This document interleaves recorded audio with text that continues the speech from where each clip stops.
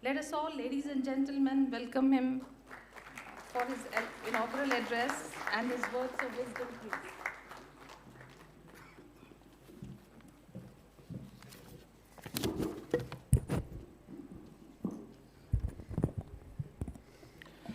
Good afternoon, everybody. Seated on the dais with me, Honorable Chief Minister of Jammu and Kashmir, Umar Abdullah Sahab. At the outset, I have to thank you for having spared your valuable time. I know you just now came from Delhi for this program, so that also speaks volumes about the kind of importance that you give to the subject that is being discussed today. Lok Sabha में मेरे वरिष्ठ साथी, इस क्षेत्र की का प्रतिनिधित्व करने वाले आपके लोकप्रिय सांसद श्रीमान जुगल किशोर शर्मा जी, चीफ सेक्रेटरी अटल डुल्लू साहब, ma'am Rachna Shah, my colleague in the department of personnel, Shri Puneet Yadav, Mrs Sarita Chauhan, and of course Mr. M. Raju has been working day and night, because I have the bad habit of calling up officers at odd times on their mobile phone to check what's going on. And he's been receiving our calls with at least apparent magnanimity, even though he might have been discomforted at odd hours, but he's worked very hard for this conference. And of course, all the senior officers from the government of Jammu and Kashmir, the central government. I can see the former chief secretary, members of the IIPA, all very veterans over here, and also representing officers from different states and union territories of Government of India. So glad to be once again being here in the city of Jammu. I think the question that some may like to ask is why this national conference and why hold it in Jammu? And the answer to that is that soon after this government came in 2014, one of the conscious decisions we took, and I was very passionate about it, that we should move the Bharat Sarkar out of the confines of the Vigyan Bhavan of Delhi. Umar Sahab, having himself been a union minister, will bear me out that all these conventions and conferences like this were mostly held at Vigyan Bhavan because of the ease of arrangements. You just walk in, everything is in place. But I thought if we actually meant to serve the purpose of what we are doing, we have to start moving out of the national capital. So I'm glad by turn we would go to north, to south, to east, to west, to northeast, and we would follow this principle by spirit of it. For example, if we went to northeast, we didn't come back from Guwahati. We went up to the northern easternmost state of Arunachal Pradesh, held a conference at Itanagar, and I personally felt gratified that many of the senior officers, the Secretary of the Government of India, said that they were traveling to Itanagar for the first time after 35 years of service. Similarly, if we went to north, Honorable Chief Minister will be glad to know we've already held this conference in Srinagar, and then the subsequent over here, but in your term, again, we'll go back to Srinagar. So we are actually moving to the most peripheral areas, trying to hold it. And therefore, now as far as the civil services and the governance is concerned, even though Sardar Patel described this as a steel frame of governance, and some of the critics at that time described the Indian administrative service as a reincarnation of the erstwhile Indian civil service of the British Empire. But the other part of the truth is that the change, though subtle and silent, began right from the freedom of midnight, when the district head, who was earlier known as the district collector, came to be known as District Development Commissioner. Because as collector, he was supposed to collect revenue for the empire. Now he was supposed to generate revenue for the welfare state. So the entire profile began, and therefore rightly so, I think Sardar Sahab had in his very first meeting with the IAS officers implored upon them to reorient themselves to the requirements of the new democracy. And, but a more intense, a more consistent, and a more conscious effort began soon after Prime Minister Modi took over in 2014. And I don't know how many of you in this room recall that we were sworn in on the evening of 26th May 2014, and just within 3 or 4 months, in the month of September or October, we did away with a rule which was a legacy, a dubious legacy of the British Empire, of getting those certificates attested by the gazetted officers. And when I myself put across that when I came from semi-urban background. I didn't know where to find a gazetted officer. And somebody asked me to shell out for ₹5. And he would do it for me. And immediately the Prime Minister gave us the approval, and we were able to send out a message across the country that, look here, now this is a government which has the capacity to trust the youth of this country, to trust the citizen of this country. We're no longer a colonial government. And soon after that, within 3 months, on the 15th of August 2015, from the ramparts of Red Fort, in his Independence Day address, Prime Minister Modi said, could we do away with the practice of conducting interviews in the recruitment, because there were a lot of complaints of nepotism and so on and so forth. And I'm glad the Department of DOPT took a fast-track exercise. Within 3 months, we completed the entire process, and from the 1st of January 2016, we could issue the circular abolishing interviews in the recruitment process. And soon after that, as you know, you have been repeatedly said by the speakers earlier, Prime Minister had given the mantra of maximum governance, minimum government. Now, in simple terms, what does that mean? To put it very simply, it would mean more of citizen centricity, more of accountability, more of transparency, more of timeline discipline, more of ease of procedures. And that would be optimally possible when we introduce maximum use of technology and also tend to reduce the human interface. And therefore, I'm glad, as the Honorable Chief Minister was also saying, we have resorted to online processes. At least 90% or more of the working of the Government of India is online. And having worked over the last 12 years with about 24 secretaries in Government of India with the multiple departments related to me, I can say with a certain amount of confidence that I made a rule for myself not to leave a file unsigned past midnight. And every secretary, present, past, or now superannuated, will bear me out, because the principle was that before the secretary comes back to the table at 9:30 or 10, the meeting should, the file should always be there. And Rachna Shah is silently smiling. I'm sure she's approving of what I'm saying or endorsing. So that is the magic of all these technologies having put to optimum use.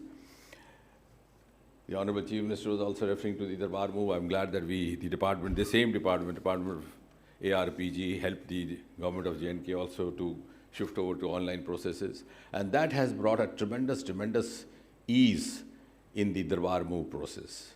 The crores of rupees which are spent in packing the files, binding them, unbinding them, and the time loss of 2 weeks in between has already been taken over. You just have to change your desk, change your place, and there, it is there on your desktop.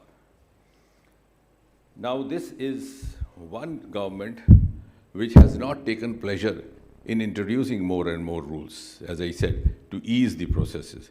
Otherwise, at the end of the day, when an officer is superannuated, the minister becomes, the next minister takes pride in telling the grandchildren, "Mere zamane mein ye kaanoon aaya." So I think this is the government which would say we did away with at least 2,000 rules in this department, which of course included the gazetted officer, which I said, which did away with the interviews.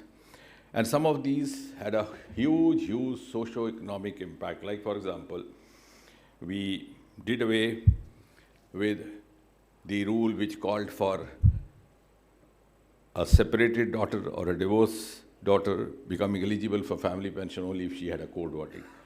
Now, living up to the norms and the values being followed in the contemporary society, we have done away with that.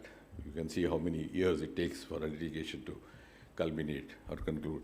Similarly, another rule which was very much relevant for the violent hit areas, regions like Jammu and Kashmir, Northeast, if an employee goes missing, you can't, his family is not entitled to family pension unless you wait for 7 years. Either he comes back, or you discover his dead body, or if nothing of the two, then you wait for 7 years. And we've seen so many, and I also had the opportunity of working in Northeast for as long as 7 years. There were times you would find every third day one of the other officers going missing. And those were the also years when the family needed the pension the most. So we did away with that. Similarly, again, as far as pension is concerned, a woman employee is no longer obligated to nominate only her spouse. She can choose any family member as the nominee. going by the kind of socio-economic conditions that we live in. Similarly, carrying forward the dictum of reform, perform, and transform, as Chief Secretary Dullu was mentioning, we have actually changed the format of the PM Excellence Award that he was referring to. Earlier on, the award was mostly based on the personal profile of the DM, and very often I realized it was happening by default. अरे साहब जम्मू कश्मीर को 2-4 साल से दिया नहीं, इस बार दे दीजिए. तो किसको दे? नहीं, श्रीनगर वाले को तो पिछले साल दिया था, जम्मू वाला भी ले गया, कौन बचा? उधमपुर वाला, चलो दे दीजिए. This was more of an exclusion. So we made it more objective online.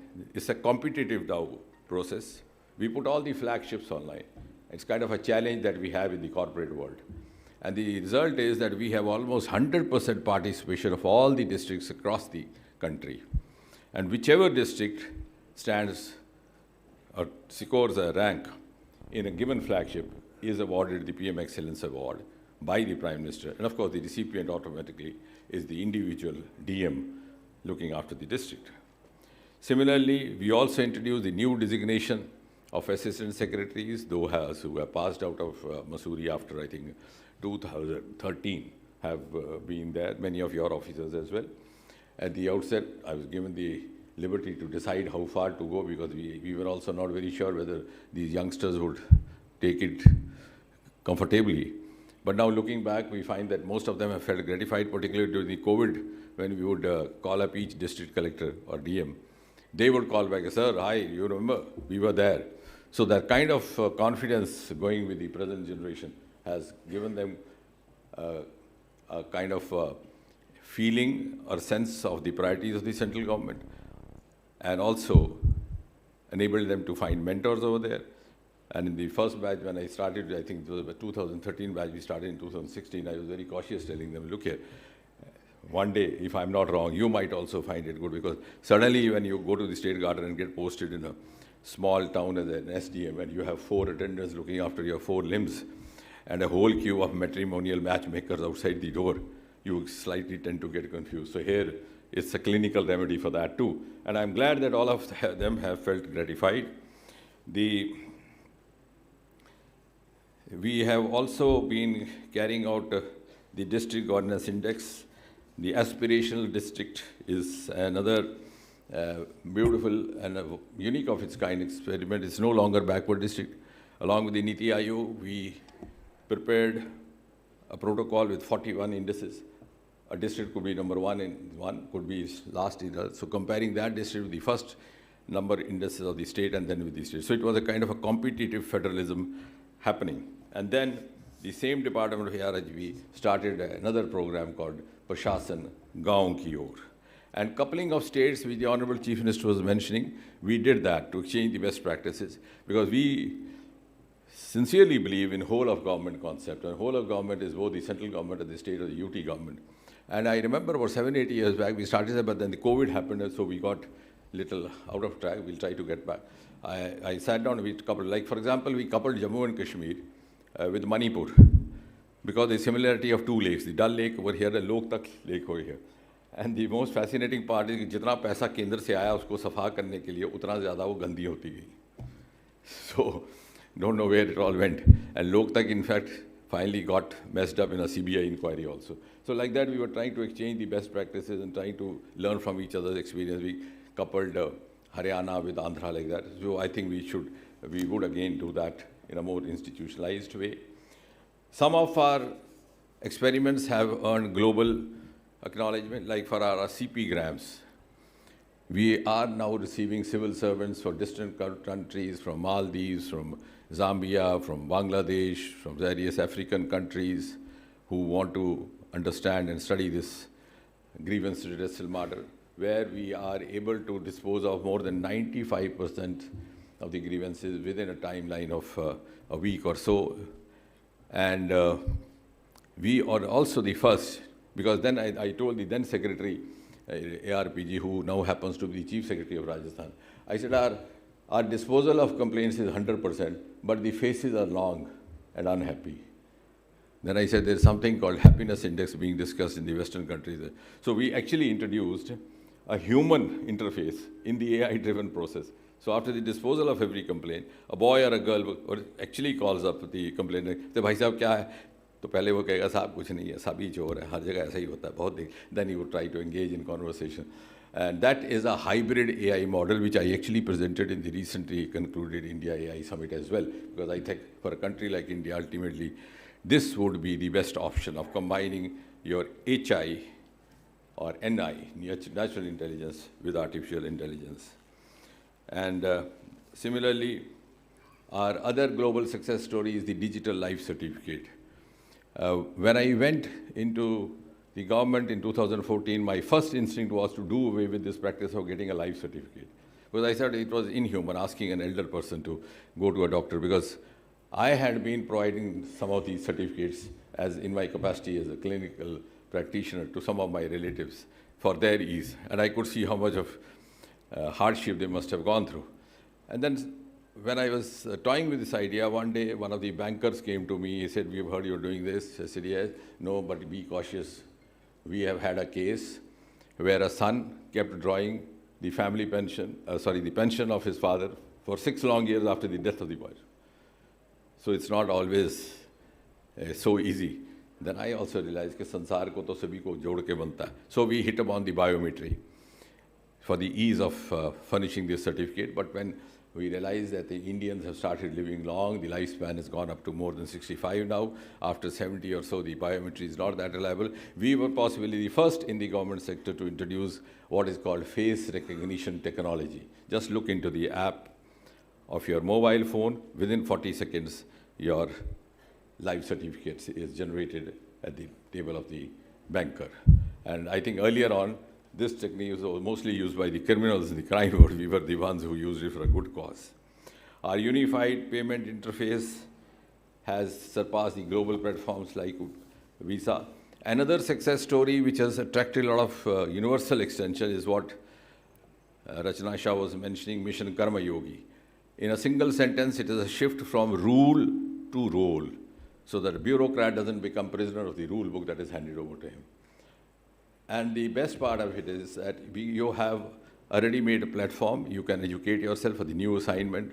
What happens is that when a civil servant gets transferred all of a sudden, today he's agriculture secretary, tomorrow you make him health secretary. The orders are usually issued in the middle of the night. So morning he wakes up and he's been taught in Mussoorie to impose the writ of the governors, which is rightly so because he has to govern over.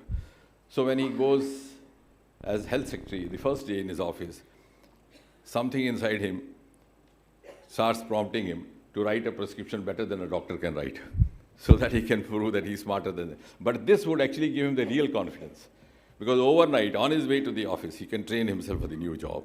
And we are actually, this is a dynamic thing, we are adding new components to it, depending on the technology, depending on the requirement. And as Rachna was mentioning, we have had in-house sovereign government Bharat Gen model, which is 22 languages, AI-driven, both text, images, and speech. And after we complete, we have also completed 22 in all the 15 in text. 1 or 2 months we'll be through. Then I have suggested that we should go beyond, because we are not a homogeneous country like Spain or UK, where you have a single language. Many of the spoken languages are not part of these 22 languages. So that we would be easy in governance, particularly in the health sector, the education sector. Another campaign which we could also try in the UT of Jammu and Kashmir is the Swachhata campaign, which was, of course, the Prime Minister announced it from the Red Fort, began with the construction of toilets for the females, but we adopted it in the offices. And from 2021, we started a sustained 1-month campaign every year, in the month of October, from 2nd to 31st of October. So we had such 5 monthly campaigns. And the best part is that by disposing of the electronic junk, we could earn as much as 44,120 crore and 79 lakh rupees in deposits in state exchequer, almost 4,200 crore. You know, because the culture in the office is कि साहब का अगर mouse खराब हो गया तो सारा का सारा सिस्टम उठा के भेज जाओ, फेंक दो. कंप्यूटर खराब हो गया तो माउस ठीक है वो भी उठा दो. And nobody bothers, which we may not be doing at home. So that has also corrected our culture. And then I discovered a place we have in Delhi, certain places, who assemble this. So when we disposed of it, we could earn more than 4,000 crore. So I think that is something, in fact, that attracted some of the female officers, they came to us asking for the place where we were selling this, so that they could also, they said, "Hamare bacche itne sare mobile pheng dete hain." And in the process, we also got vacated about 930 lakh square feet of space just in 5 months, 1 month each, where you could build a mall. And personally, it was also a good experience for me because I visited some of the forgotten libraries, abandoned libraries, where you could discover some of the classics which had neither been read nor picked up, and gathered dust over the years. So got a free collection of books as well. And our Swamitva program, which incidentally began from Jammu, I don't know how much of you recall, Mr. Dulu would be recalling, from the Panchayat of Palli, the first Panchayat which was transferred to Swamitva. So you have made the farmer, the landowner, the master of his destiny. And you put Patwari out of job. With the use of satellites, with the use of donor, you can determine the demarcations of your land. And at the same time, we have sought to create ease of working and a friendly environment, work environment for the officers as well. Our child care leave has been extended to 6 months. Special provisions for women employees with Divyang children. And personally, what gave me gratification is that last year, we also started maternity leave for those are the women employees who give birth to a still-birth child. Earlier, this was not. But as a medical professional, I could feel the physiology that she has undergone, and the involution, uterine and other things which would follow is the same as in the case of a born child or unborn. So we have made now a stillbirth mother also eligible for this. And our Pratibha Setu is the latest experiment which I had the opportunity to speak on the Civil Services Day before the Honorable Prime Minister. We have put a portal because many of our civil servant aspirants who passed the first 2 exams and somehow missed the interview, as good as those who actually made it. So lest they go waste, we created a portal and which is accessible both to the private sector, the public sector, and many of them are finding equitable jobs. Some of them earning more than what they would have earned if they were actually become silver.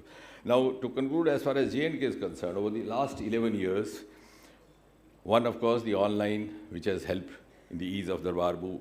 RTI online, with the Government of India pattern, was introduced.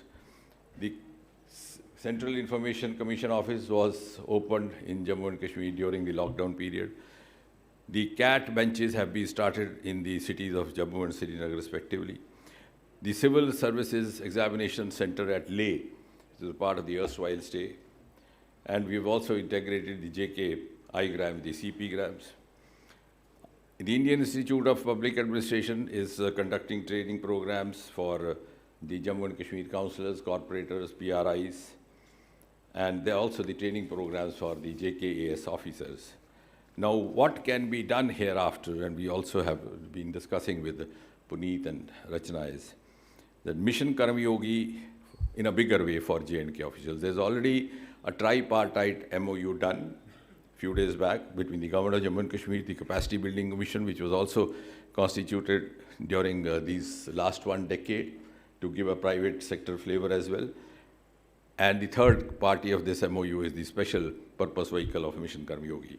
So we can have all the 3.6 lakh or so government employees of J&K on the IGOT platform.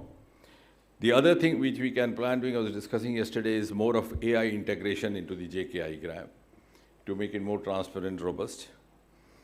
We are already having training programs, but the J&K government would be welcome to nominate eligible JKAS officers for mid-career courses as you have for IAS. We could arrange this for IIPA, we could arrange them in the NCGG, the National Center of Good Governance, because this ministry has many institutes affiliated.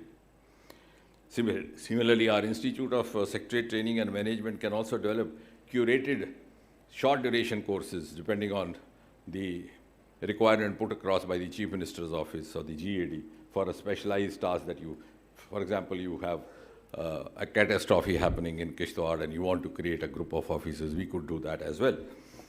And of course, the upgradation of the E-line office is already being discussed.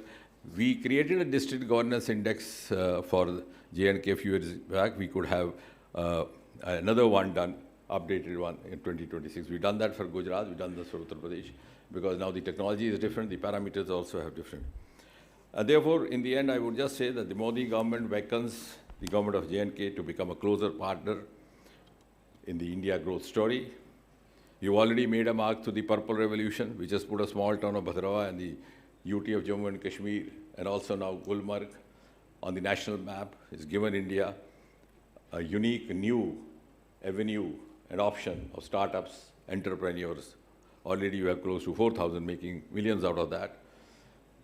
And of course, the recent Ranji victory has placed you in the front line of the sports sector. And therefore, that means there is merit, there is potential. There are abundant underexplored or unexplored sources. And therefore, here's the opportunity for the new Jammu and Kashmir to be the torchbearer of New India. Thank you, ladies and gentlemen.